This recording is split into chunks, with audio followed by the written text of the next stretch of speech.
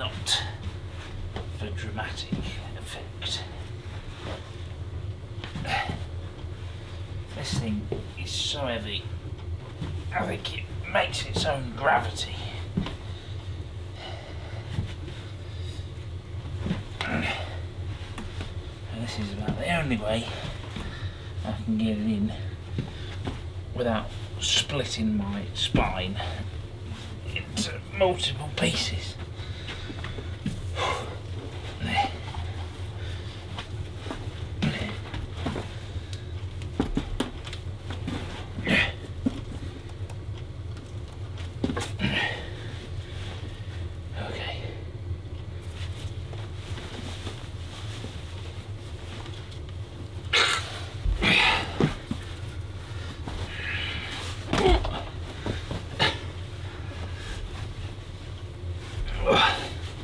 Should have put something down on the carpet. That was a mistake. I think we're okay. Run for the wood. Wood likes oil.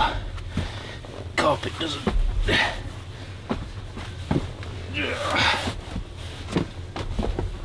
God, Christ. I just thought I'd show you this quickly because I think we've solved one problem. So you know, whenever I fired up the PTO, especially with that, with the snowblower and the racket that it made, I think I may have found that.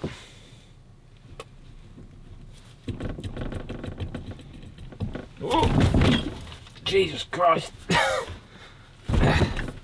Let's hold on to it. That I would probably say is a knackered bearing. Just a thought, I'm pretty sure that's not supposed to be like that.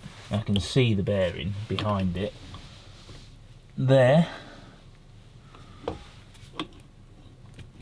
and I can see that is plate in that bearing. So I'd say that's knackered.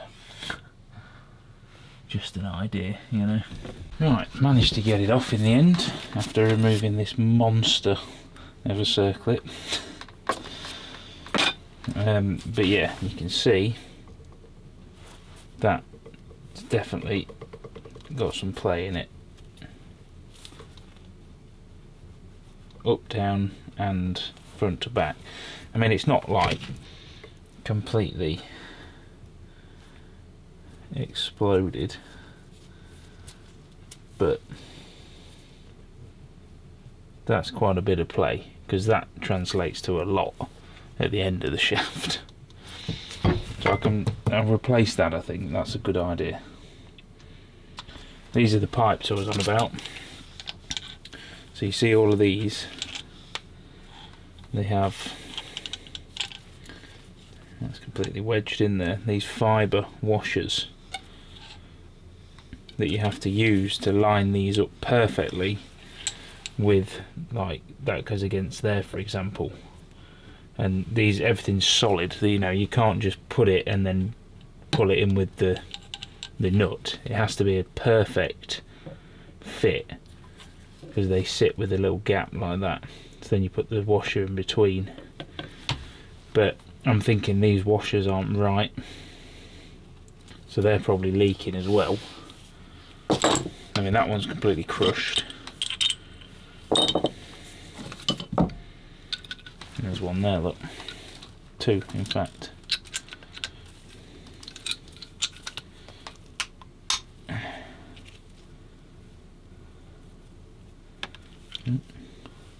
Yeah, I mean, I don't know if they're right or, probably not. So I don't remember if I put all of these in. See, that's all come apart. So if they're leaking, that's also going to cause problems.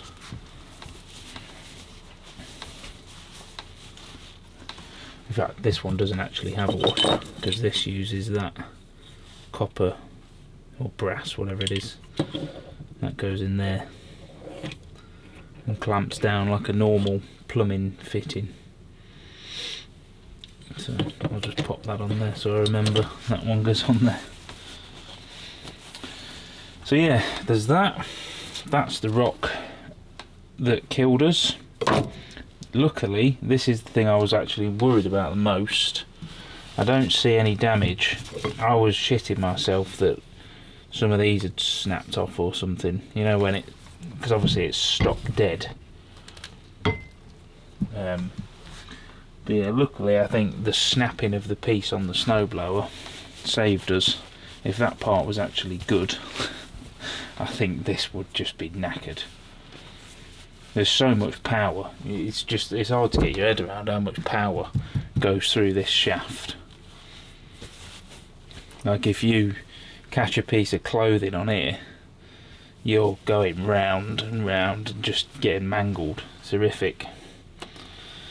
So this part's also broke. This is a source of leaks. So you see here, there's a crack in it. That was there before, so I tried to fill the crack in, but obviously it didn't work. So I might be able to replace that. Depends on the cost. I have seen that part for sale, but I can't remember how much it was. But yeah, like I say, these things are going to add up, and it, you know, there's only so much I can do, basically.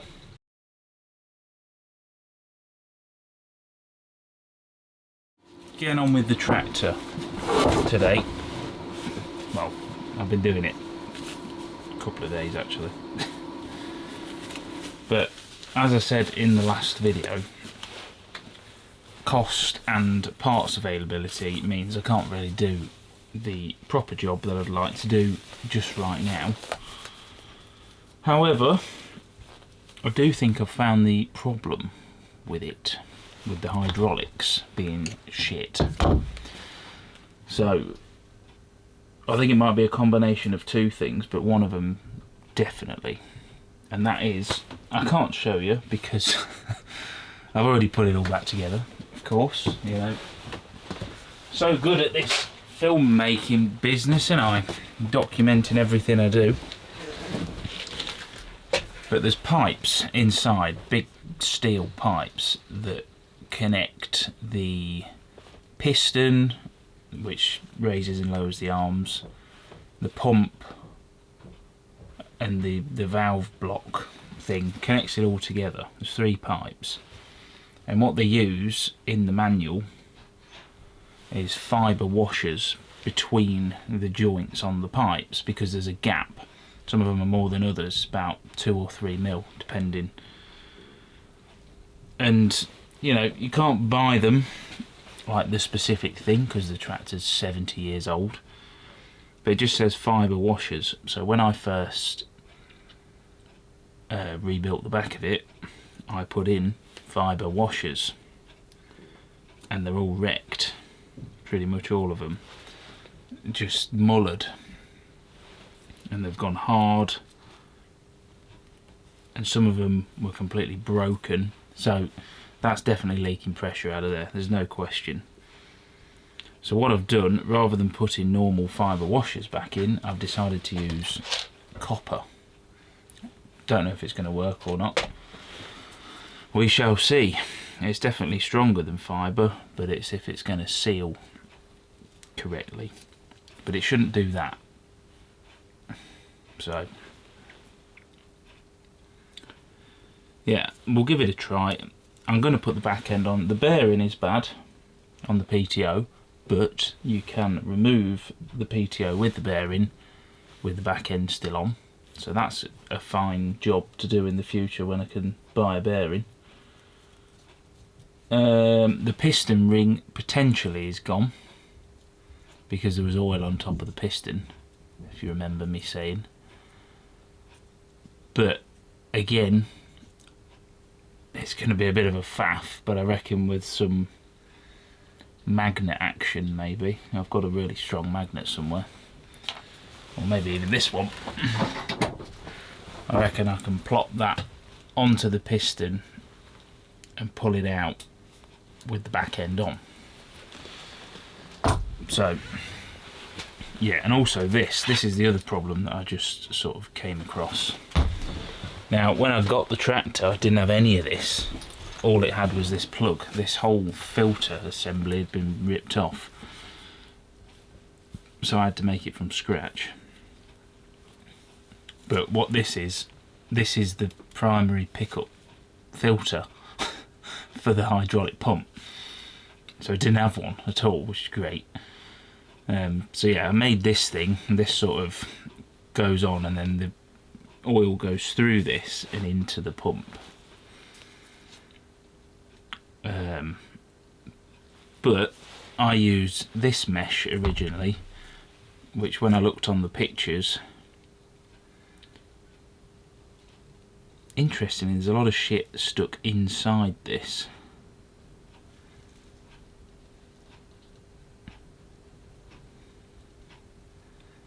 So maybe I'm wrong, maybe the oil flows the other way, I don't know, but whatever. Point is, I think this mesh is too fine and it blocked up. I think it was restricting the flow.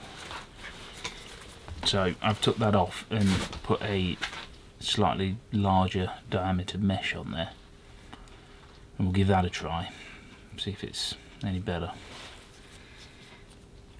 But yeah, the other problems that will need addressing in the future, like I say, the bearing and stuff, I can do them with the back on. So what I'm going to do is put it all back together and probably put the same oil in it, although I think it does have a bit of water in it, maybe. I can't remember. I don't think it's perfect, but it should, now that it's not mega cold out, it should work enough, you know, just to see, because 60 litres of oil, it'll be very, very expensive. So yeah, that is the plan. Give it a try, see if we get more power. Oh, I've also shimmed the high pressure spring just because it was easier to do. I probably should have left that to do later, but it was easy to do with it on the bench. I've just put 2 washers on the top of it. It's only probably 2 mil, so it ain't going to make a massive difference, but just in case the spring has stretched or well shrank, it'll be, won't it? Which is likely, again, because 70 years old. So yeah, I'm just going to get it back together now and then somehow get it back on the tractor. That's going to be an experience. Put it all back together and see what happens, because I want the tractor moving again. I want it working again properly, obviously, but I want it moving again because it's annoying me and it's taking up the whole carport and not doing anything. Forgot about this as well, on the PTO housing. See, it's got that crack down it. That always leaks oil, so I've opened it with the Dremel a bit. Now, I was going to JB weld it, but I'm going to real weld it instead. I think it should work better. It seems to have gone in alright. I've got a bit of crackage going on. Well, little holes, that's because I'm not very good at welding. But if I get some sealer gasket stuff on the gasket which I'm about to cut, that should fill those holes in, hopefully. See, look, second winter. We're learning. So yesterday I didn't finish. This was a nightmare. I did get it on. Still got more bolts to do now, and also put the top back on. But this took like 2 hours to get out here. So heavy. So yeah, like I was saying before, the PTO, the bearing is in there, and this whole thing can come out any time. Same with the piston, which is in here. That's the piston at the bottom of there. So I reckon with a big magnet or something, I'll be able to get that out.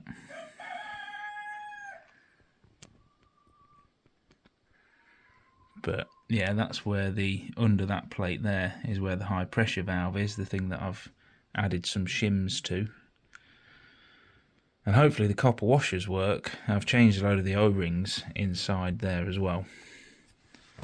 but they do require the back to come off, so hopefully they're fine. But yeah, put it back together, get the oil, which is in here. 60 bloody litres of it needs to go back in. Ladies and gents, I think Idiot of the Year award can go to me now. I've just been trying to get this started, I shit you not, for 2 hours. Oh, what a nightmare. So I've got no petrol, so I couldn't do the generator and do the preheater as normal. So I had the car up here, and I've been trying to jump it off the battery. I discovered in the process that the intake heater doesn't work. Well, it doesn't work on the switch in here, so I'm in there holding that switch for 20 seconds before I start it, and it don't do it. But I hardwired it, and that glows bright red inside. So that's good to know. But yeah, all of this faffery, and then I suddenly remembered, what did I do last year?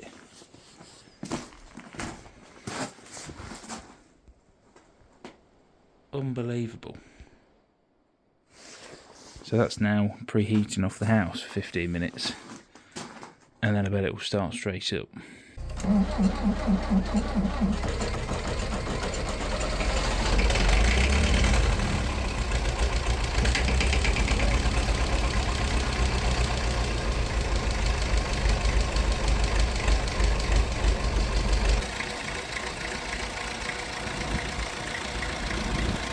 Right, I don't really have a good way to test this because my crane is frozen solid in the ground.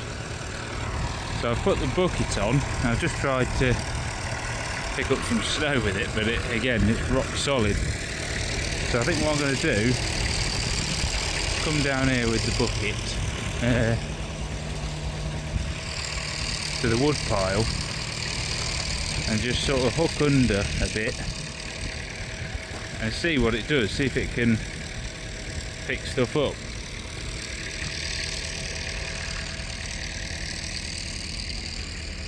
Maybe I'll come to this end here and tuck under these ones first and just see if it will lift them up, because before it wouldn't even pick up one log. So yeah, I had to throw that out of the way. Yeah, that's about all I can do now, really.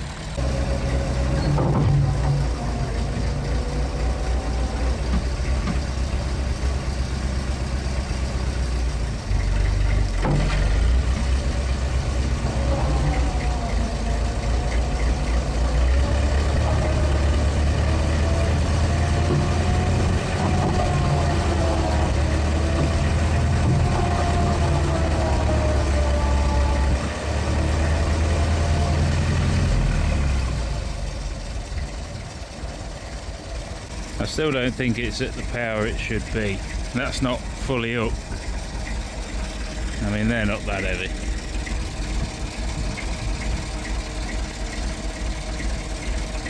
It does actually feel a bit better though.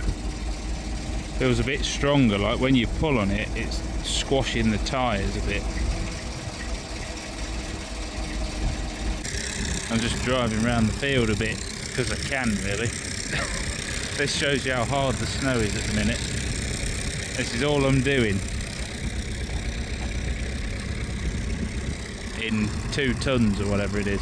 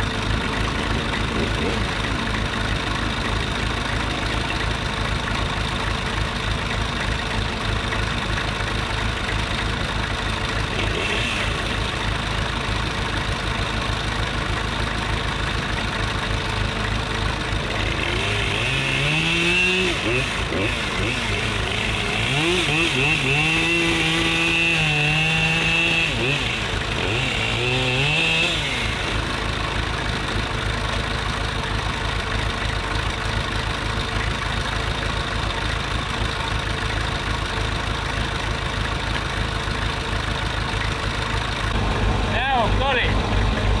The main one, and then the front one, and there. That's now we'll go to the ground. And also, it won't turn. So I can steer it. Oh, it's so good. That makes me extremely happy. It's not so much that it can do the logging stuff, because I mean, it's just moving one log in it. I don't know if it could do two, maybe. It will be useful, but the main thing is the fact that it lifted it. That's a big deal, because it couldn't even pick up one log before, like a small log, couldn't do it. So, yeah, we've definitely fixed something. But that means that in the future, you know, if I come up with different ideas or buy different tools or whatever, it can do more. So it's actually useful. Because a tractor that can't lift anything is pretty pointless. You still drag stuff, obviously, but can only do so much dragging trailers. So yeah, that's good. That's very good. I mean, this is not a small log, you know. That would have been a nightmare for me to get just from there to here. It probably took me like an hour. I don't know.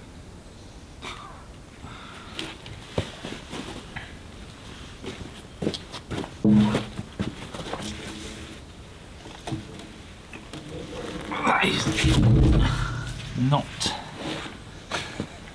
something I want to be dragging around. So yeah, I think I'm going to pull a few more out of that pile, stuff that I can use for building. I've got that one as well. Need to get on with milling these very soon. Get some boards out of them. Yeah? Down here. But yeah, done a load of chopping, and now we're going to carry on splitting for the rest of the day, I think. That's the plan. I'm getting through it. Bloody chickens in the background. What? Them in the background. Oh. I don't think my camera will pick that up. Will it not? Probably not, no, because it's too wide. What you got your headphones on for?